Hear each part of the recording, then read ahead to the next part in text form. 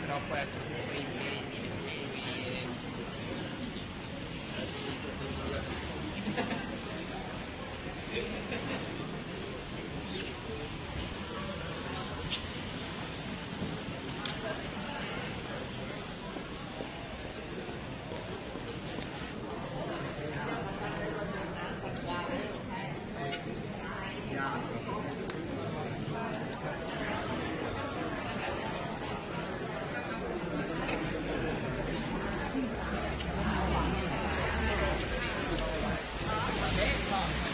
farli sparire alla vista è il momento in cui li puoi buttare nel mare.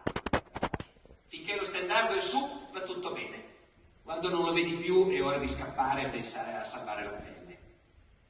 Chi è un condottiero che nel 1430 e rotti comanda un esercito in battaglia? Che cos'era la guerra? Che cos'era il combattimento? Come erano formati gli eserciti? Cosa ha significato la guerra nei secoli passati? Noi partiamo da questo quadro. È un quadro famosissimo, è un quadro di Paolo Uccello, La battaglia di San Romano. È un quadro degli anni 30 del XV secolo, più precisamente forse 1438.